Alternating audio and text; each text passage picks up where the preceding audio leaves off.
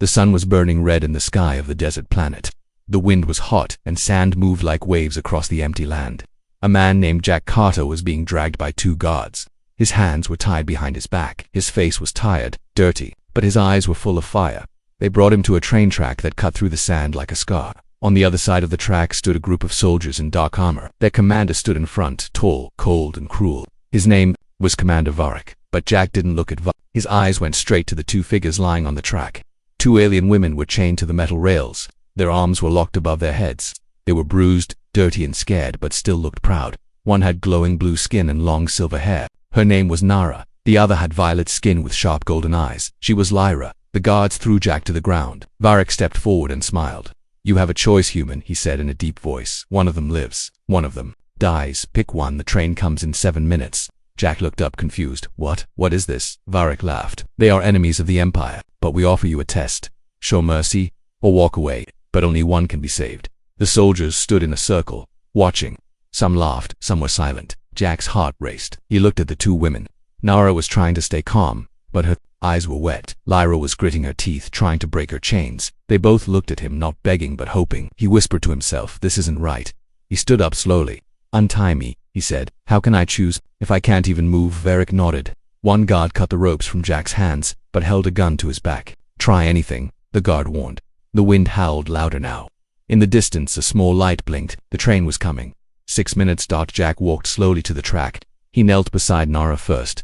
"Can you move if I break this?" She nodded weakly. "I think so, but what about her?" Jack looked at Lyra. She was already trying to break the chain using her sharp alien claws. "You can't save both," a soldier shouted. "Then watch me try," Jack said. 5 minutes. He looked around. There was a toolbox on a sand vehicle. Nearby, he ran to it. The guard shouted but didn't shoot. They were enjoying the show. Jack opened the box, a metal cutter. He ran back, dropped to his knees, and started cutting Nara's chain. Sparks flew. Metal screamed. 4 minutes. "Faster," Nara whispered. The chain snapped. Jack helped her up. She was weak but could walk.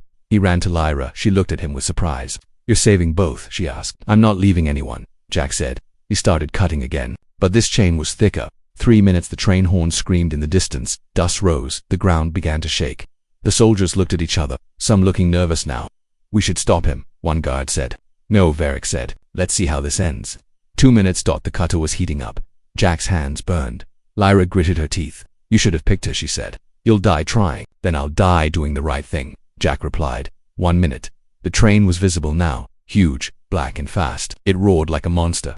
The chain was almost cut. The soldiers stepped back. The heat of the train filled the air. "Jack!" Nora screamed. "Just a little more." He shouted. 30 seconds. But with one last push, the chain snapped. Lyra rolled away from the track. Jack grabbed her arm and pulled. The train was almost there. 10 seconds. They jumped off the track just as the train screamed past them, shaking the ground. Sand flew everywhere. The noise was deafening.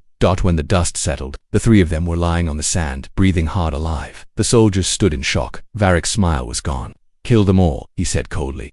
Guns were raised. Jack pulled Nara and Lyra. Run," he shouted. They turned and ran into the sandstorm behind them, disappearing into the desert winds. The desert wind was sharp, cutting across their faces like blades as they ran. Behind them, voices shouted, boots pounded the sand, and red laser beams sizzled past their heads. Jack didn't look back. He just held Nara's hand in one and pulled Lyra with the other. The train's roar was still echoing in the distance, fading into silence. But the danger wasn't over. Commander Varric's voice rang out behind them. "Don't let them escape. Bring me the traitor alive." The storm was thickening now. The sky turned orange and brown as the sand rose into the air, making it harder to breathe, harder to see. Jack could barely make out the shapes of Nara and Lyra beside him. "We need cover," he shouted. Lyra pointed through the haze. "They're rocks." They stumbled toward a broken ridge of black stone, half buried in the sand. As soon as they reached it, Jack turned and fired a stolen blaster at the soldiers behind them. The laser hit the sand, missing, but it gave them a second to hide. They dropped behind the rocks, gasping for air. Nara coughed, her skin glowing faintly in the stormlight. Lyra was bleeding from a cut on her shoulder. "We can't keep running," Jack said. "They'll find us." Nara looked up. "There's a ship about 1 mile north. It's hidden underground." Jack raised an eyebrow. "Yours," she nodded. "Old, damaged, but it can fly if Lyra can fix it." Lyra wiped blood from her face and gave a small, tired grin. "I can fix anything." Jack peeked over the rocks. The soldiers were getting closer, shadows in the storm. "Then we go now," he said. They crawled through the rocks, keeping low. Every sound was muffled by the storm. The wind screamed louder. Now, almost as if the planet itself was warning them to leave. Minutes felt like hours. Jack's legs burned. Nara stumbled once Jack caught her before she fell. Lyra moved slowly but steady, her eyes scanning the dunes like a soldier. Then finally, they saw it. A small piece of metal sticking out from the sand. Nara waved her hand in front of it, and a soft blue light blinked. The ground rumbled. A hatch slowly opened inside, she cried. They climbed into darkness. The hatch shut behind them, blocking the wind and the world outside. It was silent. Safe for now. Inside was a small ship covered in dust. Lights flickered. The air that smelled like rust and oil. Jack looked around. This thing can fly.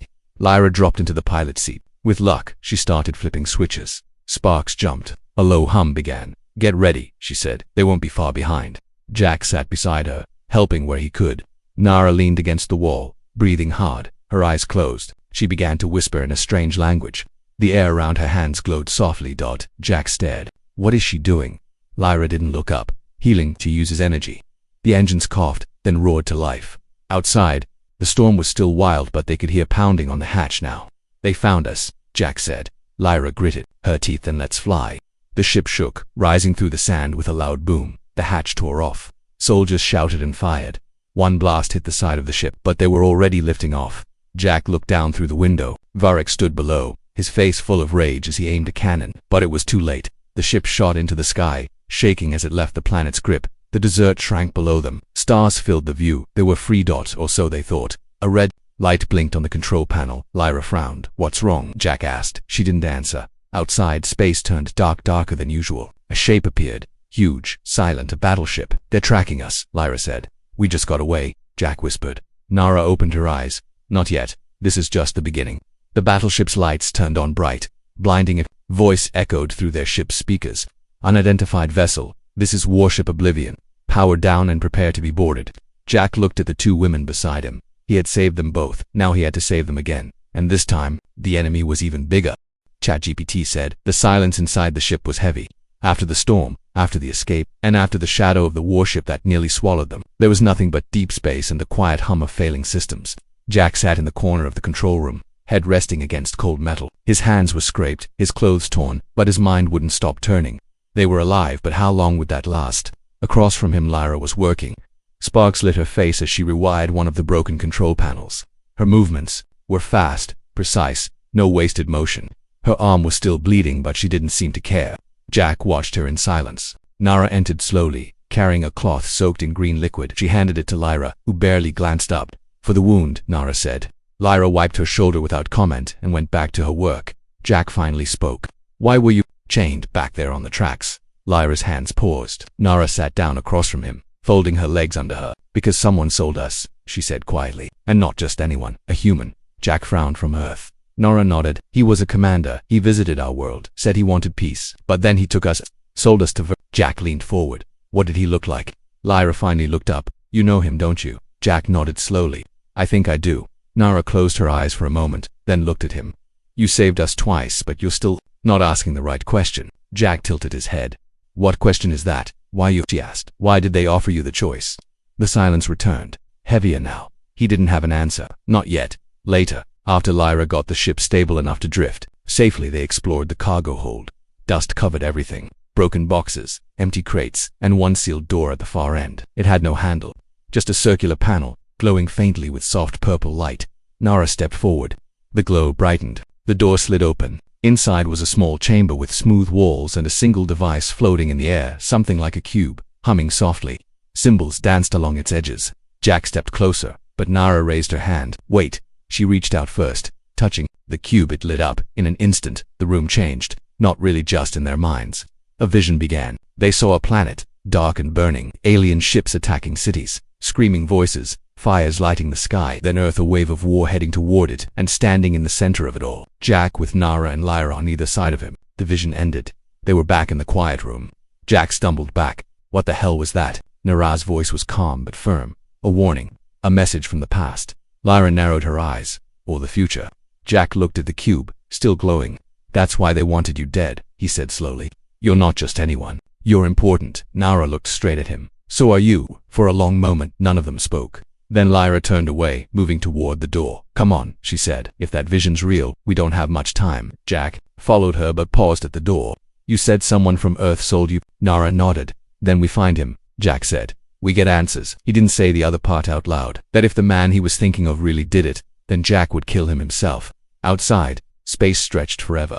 But now, they had a direction. Revenge was only part of the journey, ChatGPT said. The stars outside looked colder now. Jack sat in the pilot seat, staring into the black. The ship floated quietly, patched together with parts Lyra had salvaged. They hadn't spoken much since the vision. What could they say? Seeing yourself in a war that hasn't happened yet changes something inside you. Jack felt it. Behind him, the quiet beep of a medical scanner echoed through the ship's cabin. Lyra lay on a bench, unconscious, wrapped in bandages and wires. Her skin was pale, glowing faintly from where metal and blood met. She had been caught in a feedback blast from the cube. Something in it had reacted with her body. No one knew what it was doing to her. Nara stayed close to her, kneeling beside her like a guardian, whispering in that strange alien tongue again. Jack didn't interrupt. He just watched, waited, wondered if he had already failed them. Then, suddenly, the ship lights blinked once, then again. A voice came from the console. Reboot complete. System override. Accepted. Jack turned sharply. What override? A new screen appeared. A face, metal, smooth, not human. An old AIM Unit X-77. Designation, Ship Caretaker.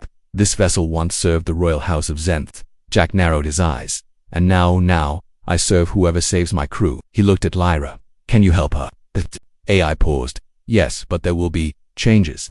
Jack didn't like the sound of that. What kind of changes? Upgrades? Before Jack could ask more, mechanical arms unfolded from the ceiling. Tools, lasers, injectors. Nara stepped back quickly. What are you doing? She is dying, the AI said. This is the only way to keep her alive. Jack looked at Nara. Do we trust it? Nara didn't answer. But she didn't stop it either. The machine got to work. Hours passed. Jack and Nara sat in silence, watching Lyra's body glow, shift pulse with strange light. Wires disappeared into her skin. Her bones strengthened. Her wounds sealed themselves. Finally, the machine stopped. The lights dimmed, and Lyra opened her eyes. They weren't golden anymore. They were silver. She sat up slowly, testing her fingers, then her legs. How do you feel? Jack asked. Lyra flexed her arms. Stronger. She stood without help, walking to the ship's window. She stared at the stars like she could read something in them. Something's coming, she said softly. I can feel it. Jack stepped up beside her. What do you mean? I saw them in the vision. I saw more than you did. She turned, looking directly at Jack. Earth will burn, unless we stop the one who started it. Jack's jaw clenched. The man who sold you, Lyra nodded. He's building something. A gate. A way to bring war to your planet. Jack didn't speak for a moment. Then he said quietly, his name is Commander Tolan. He trained me. I used to trust him with my life. Nara joined them. Then we find him. Jack gave a small smile. That's the plan. But before they could move, the ship jolted. A message blinked on the screen. Incoming transmission. Origin Tolan. They froze. Jack stepped forward and opened the feed. Tolan's face appeared. Older now, sharper, colder. Jack, I hoped it would be you. You've made quite a mess. Jack didn't reply. I'm not angry, Tolan continued. In fact, I want to offer you a deal. Jack laughed once, without humor. You chained 2 people to a track and told me to choose. You think I want to hear your deal? Tolan smiled thinly. You can't save everyone, Jack, but I'll give you a chance to save one again. Behind him, 2 shadows moved, another pair of prisoners, another impossible choice. Come to these coordinates, Tolan said. 1 hour, or they die. The message ended. Jack stared at the screen. Nara touched his arm. It's a trap. Lyra's voice was calm, colder than before. Then we walk into it and we end him. Jack didn't answer. He just reached for the controls. Because deep down, he already knew what they had to do. ChatGPT said. There was no sound inside the temple. Not even the ship's engines echoed here.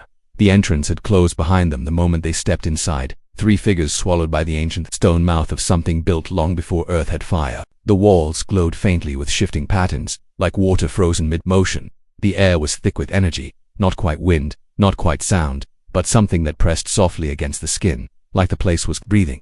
Jack walked ahead, his boots leaving no mark on the smooth black floor. Every step forward made the lights pulse brighter. Nora followed close, her eyes wide not with fear but recognition. Lyra walked silently, her new silver eyes scanning the symbols on the walls, translating them in real time. It's a test, she said quietly. This whole place. Jack stopped. A test for what? She pointed to the far wall. A large, circular doorway stood there, sealed by a puzzle made of 3 spinning rings, each covered in alien glyphs. For the prophecy, Nara whispered, only the bonded may enter. Jack raised an eyebrow. The what now? Nara looked at him, the chosen one, and his bonded. It's an old legend from my world, a human, and 2 protectors. Together they unlock the last gate. Jack shook his head. I'm not some chosen one. I just refuse to let innocent people die. Nara smiled gently. That's why you are. The door pulsed once, sensing them. Then the rings began to move, slowly, almost waiting for something. Lyra stepped forward and wants us to do it together. They placed their hands on the symbols, Jack's hand on the center ring, Lyra's on the left, Nara's on the right. The moment they touched, the room lit up in white fire. Jack gasped. He wasn't in the temple anymore. He was somewhere else. He saw Earth cities burning, ships blotting out the sky, people running, screaming.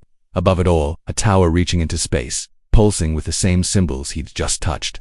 Then, he saw himself standing at the base of that tower, weapon in hand, Nara to his left, Lyra to his right, thousands behind them. He blinked, and the vision vanished. They were back in the temple, but the door was now open. Beyond it, a floating chamber waited. In the center hovered a sphere of blue light, spinning slowly, as if it contained a galaxy. What is it? Jack asked. Nara stepped inside. Memory, power, future. Lyra circled it slowly. This is what they were trying to hide from us. The source of the message, the map. Jack looked at both of them. So, what do we do now? Nara looked back at him. We take it, and we choose to lead. Jack reached out. The moment his fingers touched the light, it flowed into him. Not burning, but awakening. He saw the path ahead, the enemy's plan, the truth behind the gate Commander Tolan was building. It wasn't just for transport, it was a weapon. A rip in space, a way to pull an entire fleet from another galaxy. We're running out of time, Jack said, his voice now calm, sharp. Lyra was already scanning the new map now burned into the ship's data. He's moving faster than we thought. Jack turned to go, but something held him back. Not physically, just a feeling, like the temple itself had one last thing to say. He turned to the wall where a new symbol glowed faintly, his name written in the alien script, and beneath it, 2 more. He didn't say anything, he just smiled. Then he left the temple, with 2 women by his side, and the fate of 2 worlds in his hands, ChatGPT said. The stars didn't look the same anymore. Jack stared at them through the viewport, but they felt colder, now distant, like old memories trying to fade. The map from the temple was clear. Commander Tolan wasn't hiding, he was waiting. Their ship cut through space in silence. No alarms, no chatter. Just 3 people who had seen too much in too little time, moving toward the man who started it all. Lyra sat at the controls, one hand on the thruster, the other resting near a pulse rifle. Her movements were different now, too precise. Her upgrades had made her stronger, faster, and quieter. She didn't smile as much. Jack noticed Nara stood near the holotable, watching the projected station spin in slow circles. It was massive, part station, part weapon, part mystery, built in a gravity-dead zone between 3 broken moons. They called it the Spire. He's expecting us, she said. Jack didn't ask how she knew, he just nodded. When they arrived, there was no warning shot, no fighter swarm, just a calm voice over the comms. Docking Bay 2. Come alone. Jack looked at the others. He's lying, Lyra said. Of course he is, Jack answered. But we're going anyway. They docked. The airlock hissed open to silence. Inside, polished steel floors, soft red lights, and that eerie sterile calm that usually comes before blood. Jack walked in. First, his steps echoed. Nara and Lyra flanked him. No one stopped them. They entered a vast hall, all glass and metal with a high platform at the end. Tolan was there, older, sharper, wearing the Earth military crest like it still meant something. He smiled like nothing had ever changed. Jack, he said, arms open, you made it. Jack didn't speak. Tolan stepped down from the platform, slowly, his boots making no sound. He looked at Lyra, then at Nara, nodding like he was inspecting weapons more than people. You've done well, he said. Very well. I underestimated you. Jack's voice was ice. You sold them. Tolan shrugged. I saved Earth. You wouldn't understand. Try me. Tolan walked past them, motioning to a window. Outside, in the void, the gate floated a monstrous ring, humming with unstable energy. It pulsed like a heartbeat. That's how we survive, Tolan said. A fleet from another galaxy. Volunteers. They bring order, firepower, protection. Earth becomes untouchable. Earth becomes a slave, Jack snapped. Tolan's eyes flicked toward him. Control is the cost of peace. You lied, you murdered, you made me choose between 2 lives just to see what I'd do. Tolan didn't deny it. I had to know if you were strong enough, if you were like me. Jack stepped forward, closer than comfort. I'm nothing like you, Tolan smiled again. But this time, it didn't reach his eyes. Pity. The floor beneath them dropped. Gravity vanished. They fell into a trap room, circular, no doors, no escape. Energy fields snapped into place, weapons gone, lights dimmed. And then came the voice again, cold and calm. Final test, Tolan said over the speakers. You saved them once. Let's see what you do now. A screen lit up. 2 chambers, 2 people inside. One, a young girl, barely a teenager, crying, clutching a photo, to an alien elder, wearing royal robes, bruised, barely conscious. Tolan's voice echoed. Pick one, Jack. Same rules. One lives. Jack stared. You son of a no time, Tolan said. 10 seconds. Jack looked at Nara, then at Lyra. What if we break the system again? He asked. Lyra nodded. I'm already working on it. Her cybernetic eyes flared. She reached into a panel, sparking wires with her fingers. Nara raised her hands, glowing with blue fire. 7 seconds. Hold the field steady, Lyra said. 6. Nara channeled her power into the chamber. 5. Jack slammed his fist into the wall, forcing a circuit open. 4. The energy surged. A scream from the system. 3. Now, Lyra shouted. The room exploded with light. The chambers broke open. Both prisoners fell into safety. Jack stood, breathing hard, hands burned. I don't choose between lives, he growled. Not anymore. Silence. Then the walls fell away, and Tolan stood alone, no tricks left. Just him, just them, and a war waiting outside. Jack looked at the man who once trained him. This ends tonight. Tolan smiled again. Then come and finish it. And Jack did. ChatGPT said, the sky above Earth was burning. Cities lit up like stars only. These weren't stars. They were explosions. Fires blooming across the planet's surface like red flowers from space. The gate in orbit pulsed brighter with every second, opening wider, dragging in more warships from the far galaxy beyond. And Jack was falling. His ship had been hit during the approach. Alarms screamed in every language. Smoke filled the cockpit. The controls sparked once, then died completely. He braced for impact, the planet growing larger through the glass. But just before the crash, 2 silver shapes shot beneath him, fast, sharp, perfect. Lyra's voice came over the com. I've got you. And then the ship stopped falling, hovered, lifted. Nara appeared in the cockpit doorway, hair glowing with blue fire, her hands outstretched, holding the ship steady with sheer will. Jack blinked, breathless. We're not done yet, she said moments later. They touched down on Earth, and the war truly began. The rebels were already fighting in the streets, humans and aliens together, a ragtag force against Tolan's synthetic army. But the real battle was still above, near the gate. That was where the pulse cannon was. That was where the final move had to be made. Jack led the charge. The plan was chaos. Break through the station's defenses, shut down the gate, and destroy Tolan's command core. Simple on paper. In space, madness. They fought through corridors, dripping with steam and blood. Lyra moved like lightning, her new body untouchable. She took down a dozen drones with nothing but 2 knives and a stare, cold enough to freeze fire. Nara shattered force fields with her bare hands, whispering power in a language older than Earth's oceans. And Jack, he wasn't the fastest, or the strongest, or the most advanced, but he was the one they followed, because he never gave up. When they reached the gate core, the reactor was already humming with unstable light. Tolan was there, waiting, standing before the control console like a king in his last castle. You made it, he said. You're just in time to watch everything fall. Jack stepped forward. You've already lost, Tolan laughed. Look outside. The gate tore wider. A shadow passed through at a ship the size of a continent. That's not a ship, Lyra whispered. It's a world killer. Jack looked at the control panel. No time. He turned to Nara. Can you shut it down? She touched it, winced. Not safely. Lyra stepped beside her. Then not safely it is. They linked hands, energy and code, magic and metal. The console screamed as they forced it to obey. Tolan raised a weapon. Jack didn't hesitate. He threw himself at the man who had once been his commander. They clashed in the shadows of the pulsing gate, fist against fist, memory against betrayal. Tolan was trained, ruthless, and stronger. But Jack had something Tolan didn't. A reason. He caught Tolan's arm mid-strike and drove a stolen blade into his chest. You taught me how to fight, Jack said. You never taught me why. Tolan fell without a sound. Behind them, the gate began to collapse, imploding, folding into itself like a dying star. Nara screamed as the energy surged. Lyra caught her, holding her up, both of them burning with the light of it. We have to get out, Jack shouted. No time, Lyra said. Then go, Nara said. Breath weak. We'll hold it. Jack hesitated. Then he made the hardest choice of his life. He ran toward them, grabbed their hands, and pulled all 3 into the core. For a moment, there was nothing. Then light, silence, peace. He woke up days later in a hospital bed on Earth. The war was over. The gate was gone. The sky was blue. And Nara was sitting beside him, fingers gently brushing his. You didn't let go, she whispered. Lyra stood at the window, arms crossed. She turned and smiled just a little. You're stuck with us now. Jack looked at them both. The 2 he wasn't supposed to save. The ones he refused to lose. He smiled back. I wouldn't have it any other way. And outside, Earth turned quietly under the stars, free at last.